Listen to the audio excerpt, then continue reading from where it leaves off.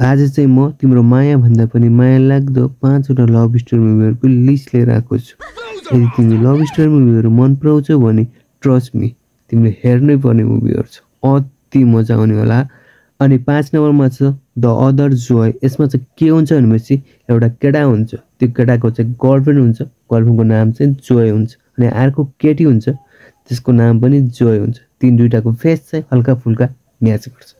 अनि एक दिन चाहिँ त्यो केटाको एक्सिडेन्ट हुन्छ अनि अर्को जोयले चाहिँ त्यसलाई हेल्प गर्छ अनि त्यसपछि त्यो केटालाई लाग्छ कि यो चाहिँ मेरो गर्लफ्रेन्ड हो भनेर अनि त्यो केटीले पनि एक्ट गरिदिन्छ कि म यो तेरो गर्लफ्रेन्ड भनेर।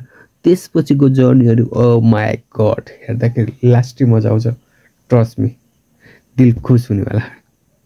अनि टप 4 मा छ टु लाइट। नर्मली फिल्महरुमा चाहिँ के हुन्छ भनेपछि केटा र केटीको लभ पर्छ, तर यसमा चाहिँ के हुन्छ भनेपछि भ्याम्पायर र केटीको लभ पर्छ। किन पर्छ, कसरी पर्छ, लभ परेपछि के हुन्छ, यो सब हेर्नको लागि चाहिँ मुभी नै हेर्नुपर्छ।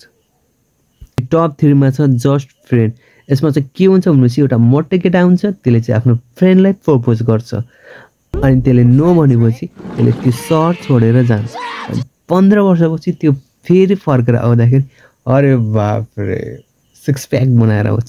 अनि त्यसपछिको जर्नीहरु, त्यसपछिको चीजहरु अति ब्युटीफुल तरिकाले देखाएको छ। अनि यो फिल्म नर्मली तिमीले युट्युबमै हेर्न सक्छौ। अनि टप 2 मा छ मिडनाइट सन। यसमा चाहिँ के हुन्छ भनेपछि एउटा केटी हुन्छ जो चाहिँ घाममा जान सक्दैन, घाममा जाने बित्तिकै उ मरिजान्छ। त्यो वाला कन्सेप्ट देखाइएको छ। र अनि जब साँझ पर्छ तब केटालाई भेट्छ अनि त्यसपछि केटासँग लभ पार्छ अनि के चीजहरु हुन्छ त्यसले चाहिँ अब दिउँसो भेट्न पाउँदैन। त्यो अति ब्युटीफुल तरिकाले देखाएको छ। हेर्दाखेरि लास्टै मजा आउँछ। प्लिज हेर भन्छु। अलिकति थर्ड क्लास क्वालिटीमा हैन, हिन्दी डबमा युट्युबमा पाउँछौ। अनि नम्बर 1 मा छ अरे बाप रे 50 फर्स्ट डेट। यसमा चाहिँ के हुन्छ भनेपछि एउटा केटी हुन्छ, त्यसले चाहिँ बिहानदेखि साँझसम्म गरेको चीज चाहिँ सुतेर बिहान उठ्दा सबै भुलिदिन्छ।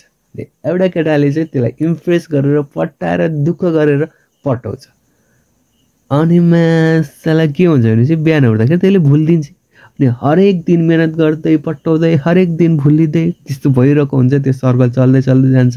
त्यसपछि यसको एन्डिङ कसरी हुन्छ, चीजबिजहरु कसरी बदलिन्छ या बदलिन्न अति बवाल छ। तर एन्डिङसम्म त्यो बुढी हुँदासम्म त्यसले सधैँ त्यसै गरेर मेमोरी लस भइरहन्छ। यो चीज भन्दै धन्यवाद। अनि सबै चीज दामी छ, सब्स्क्राइब नै गरिदिऊ। Thank you, love you all.